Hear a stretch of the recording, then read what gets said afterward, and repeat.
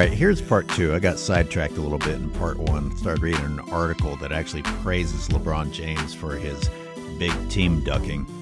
And in part two, we're going to talk about how ESPN continues to lie about the Lakers being undersized and tries to pretend like the Lakers can't win without him, and get into some weird things that I noticed in the Nuggets game and then the Suns game. Also, a quick shout out to Uncut Hoops comes a little bit later. He has some interesting stats. And just one more look at the Shale Sonnen thing that LeBron James is happy to ignore. Once again, I kind of got sidetracked there. I wanted to talk about the Lakers-Nuggets game and that in its contribution to this narrative. I'm sorry to have to use that, but it seems to be a narrative about the Lakers not being able to get by without LeBron. And the Nuggets game was a little bit fishy to me because it's one of the few cases in which the other team received more free throws than the Lakers. Combine that with the fact that the Nuggets did not look good. The Nuggets didn't look good, and they still won. But you could argue they only won because of the free throw difference. When do the referees ever give the other team that much preferential treatment with free throws? Now, add to all of that Bronny James's playing time. All of a sudden, my crazy half joke that this was all part of the plan to make LeBron James look good by his team losing, and you start to actually have to wonder. Bronny James played almost 16 minutes against the Nuggets. He was 1 for 5. He did not play against the Suns, and then the Lakers won. Why was Bronny playing against the Nuggets? I mean, you want to talk about shitting on somebody? I'm going to say it helped tank the game. That's how bad Bronny is. Oh, crap, let me look over my shoulder. Look out for LeBron's thugs.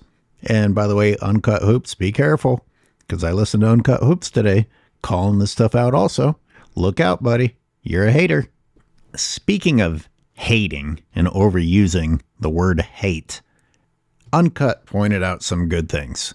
Bronny James didn't really do much of anything, and yet as soon as there was an opportunity to praise him, he got praised. That's kind of crazy. It's crazy enough to praise people when they don't really deserve praise, but when you give them undeserved praise and people still declare that the person is being hated on, man. Listen to this segment from Uncut Hoops' video, which highlights with greater detail exactly what I was saying about that Nuggets-Lakers game. Last night's a perfect example. Bronny versus the Nuggets got some minutes in the first half, had a decent first quarter, scoring 5 points. In that first quarter, he had 1 3-point bucket, 2 free throws. After that one bucket, ESPN posted this. That right there is kind of Exhibit A why fans dislike Bronny James and the media pushing him so hard. This guy had 1 bucket in 1 NBA game, went 1 for 5, got a post, a highlight, and said, Bronny is locked in. Yeah, that's what they call hating today, Uncut. Didn't you know? That was ESPN hating. The dude went 1 for 5, had 5 points, and his team lost. If you look at ESPN's Twitter handle last night, they had 4 separate posts about the NBA. 2 of them were Lakers, one of which is Bronny James, the other was Tatum the Celtics, and the Cavs win streak. The only single player got a highlight posted last night was Bronny James. Outrageous. You may have missed some of that, and I want to encourage you to listen closely to what Uncut Hoops points out next, because he did his research here. This is really crazy. To show you guys how pathetic that is, how lousy that is, last night in the NBA, besides the Lakers game, 161 players played at least 10 minutes.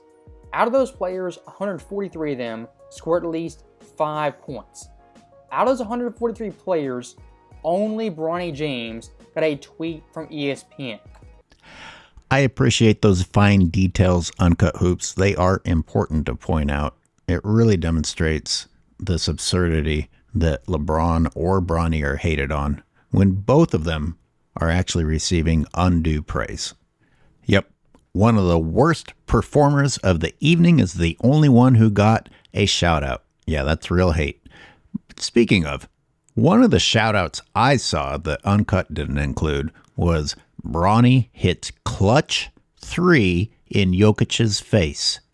I don't know if this was satire, if they were serious. There was a minute 16 left in the first period. The first period. A minute 16 left in the first period.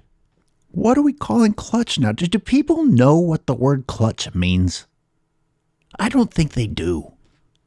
Back to the Phoenix Lakers game, the first period that I watched, I finally turned it off listening to Richard Jefferson repeat exactly what I just debunked on the live show this morning that Nick Wright and his crew said about the Lakers being undersized. And they just continued along with it. It's not true. If you missed that part out, I debunked it on the live show this morning. I'll throw a link to that in the description. I got to shift gears and go back to the Bronny disrespect and LeBron being all butthurt about Stephen A. Smith. And I mean, I've made 3 or 4 videos about, everybody's been talking about this. And yet I somehow managed to leave out that Chael Sonnen implicated that Bronny's heart condition was due to steroids. If that isn't an indictment of LeBron James's parenthood, what is? I mean, if you were ever going to be offended, then when somebody says that you basically put Bronny up to taking steroids and it almost killed him, yeah, that's probably who you should have a problem with. Here, check this out. Let's put Chael Sonnen's words in Stephen A. Smith's mouth. I am pleading with LeBron James as a father. Stop giving your son steroids. It's gonna give him a heart attack. Well, who said that? Wait, oh, no, it's all good. No, bro, it's okay. It's all good. You're probably right. He probably was too young for steroids. I'm trying to keep these a little bit shorter, so this will be the end of part 2. Make sure to check out part 1, and I guess me debunking Nick Wright lying about the size of the Lakers, you could consider a part 3. I'll include the links to all of those. Thanks for watching.